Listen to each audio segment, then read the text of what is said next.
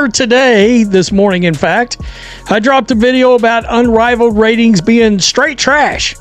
I mean, complete dog shiznit, right?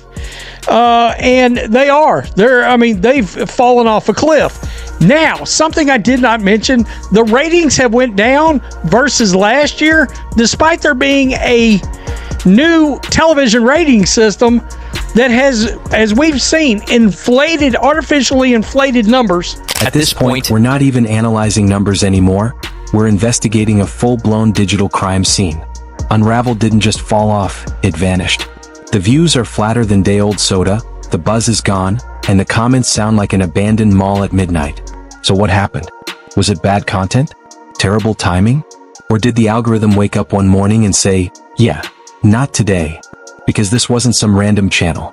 This was the show everyone was talking about, and now, radio silence. No hype, no momentum. Just analytics staring back like, don't look at me, this isn't my fault. Stick around because this downfall is messy, hilarious, and painfully educational. You're going to laugh, you're going to gasp, and by the end, you'll realize just how fast internet fame can disappear overnight. What an absolute disaster these Unrivaled ratings have been so far this season. Week 1, depressing. Week 2, doesn't look any more promising than week 1. The Friday numbers are in, and they are sad. They are bad. They are dreadful. If I'm TNT, Warner Bros., they gotta feel had at this point. Nafisa Collier, Brianna Stewart, the hubby. The internet pretends to love a comeback story, but let's be honest, it thrives on a quiet collapse. And this one? So subtle even gravity blinked. Unrivaled didn't crash. Drifted. No explosion. No scandal. Just a slow slide off the algorithm's couch, tipping over a glass of lukewarm relevance and sitting there like, yeah, this is fine. Meanwhile, the room emptied. One viewer at a time. No goodbyes. No drama.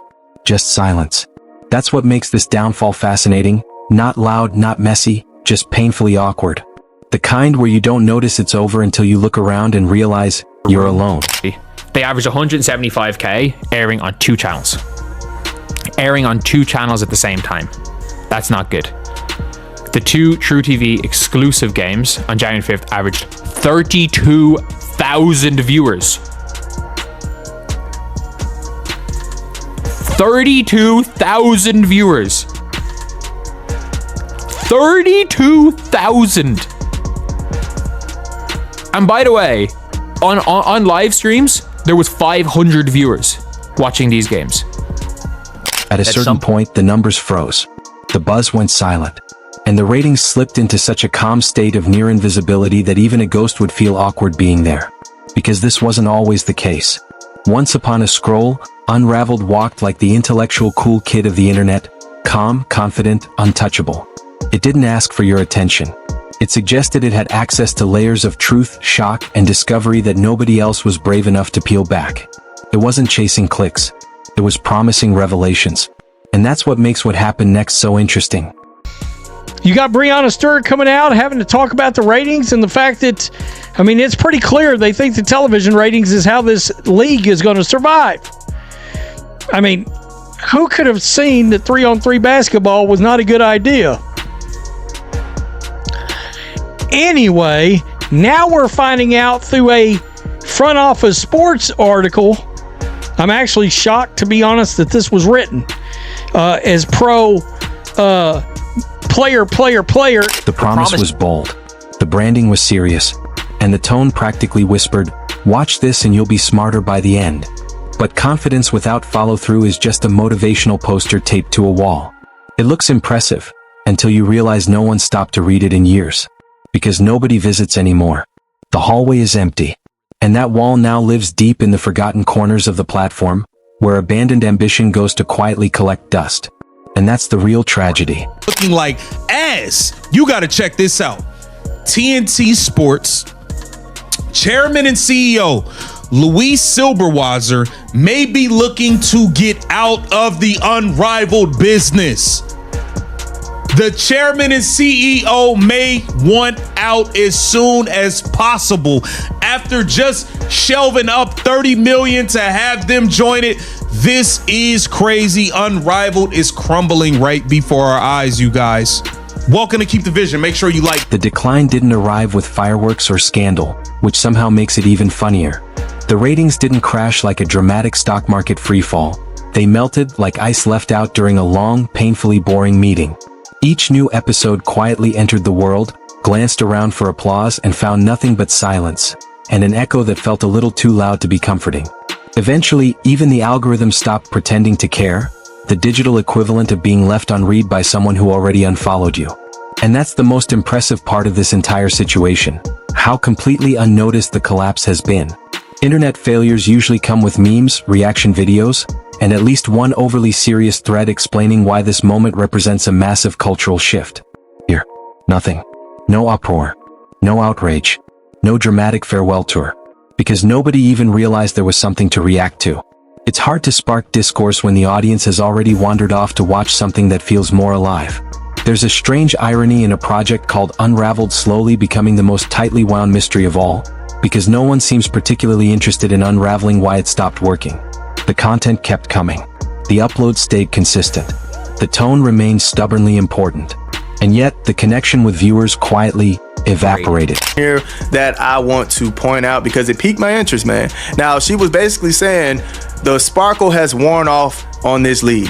People are not watching. People are not showing up. The numbers aren't looking as good as the first year. All right, so that's basically what she's getting at right here. She stated that inside the renovated arena, which added roughly 150 seats, bringing the capacity from 850 to 1,000 fans, seats were empty. Now, I didn't expect. Turns out, consistency without evolution is just repetition wearing a confident smile. At some point, the show stopped feeling like an exploration and started feeling like homework nobody assigned, but everyone somehow felt guilty for ignoring. The pacing dragged. The stakes felt imaginary.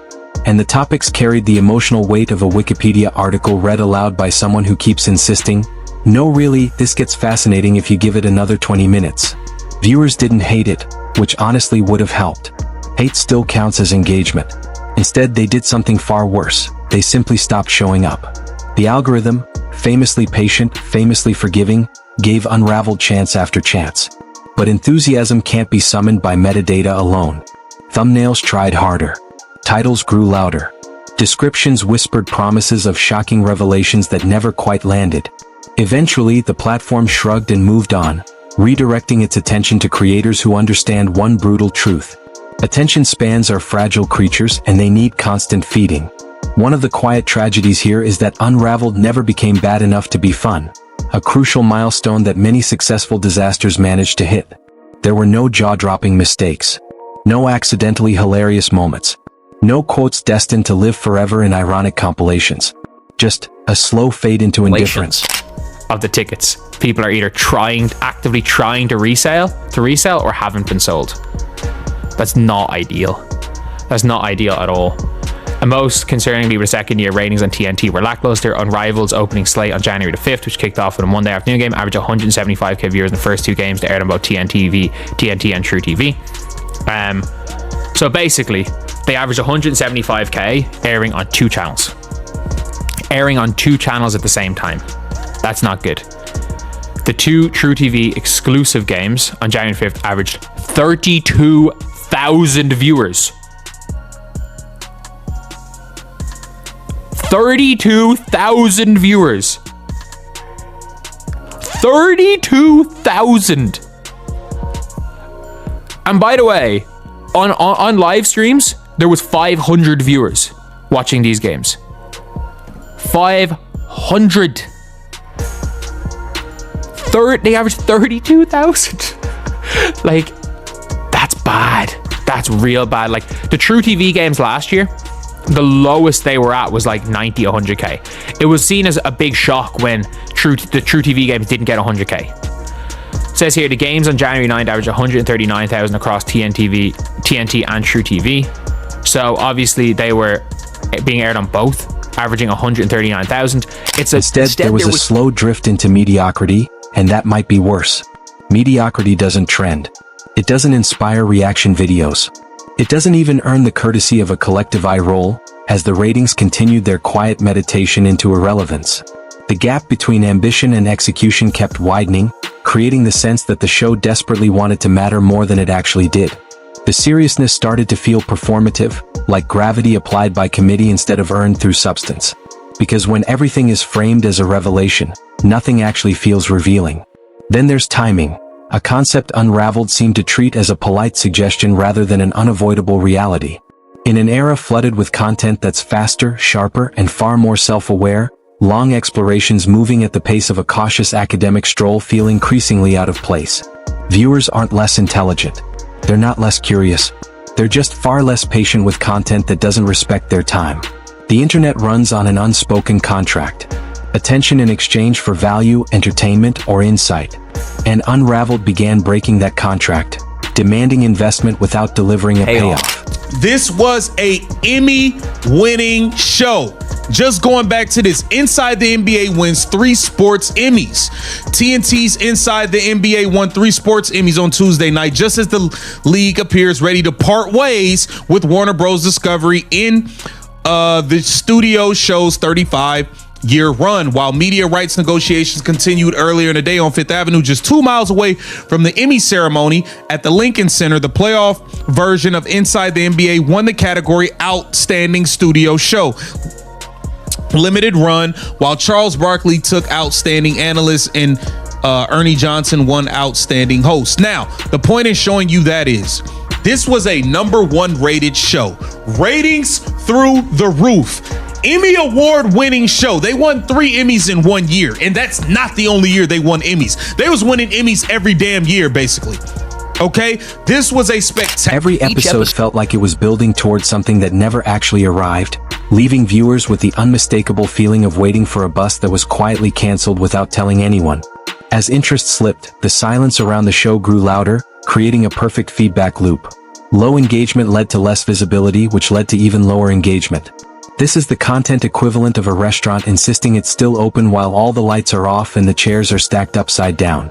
Technically, nothing has ended, but the atmosphere is doing a lot of explaining. Then there's the tone. It remained stubbornly self-important even as the audience drifted away. Instead of adapting, acknowledging the shift, or adding a hint of self-awareness, the show doubled down on its original posture, as if seriousness alone could reverse gravity. That refusal to evolve froze the content in time, turning it into a relic from an era when audiences had fewer options and far lower expectations. The funniest part of this entire saga is how slowly the crash happened.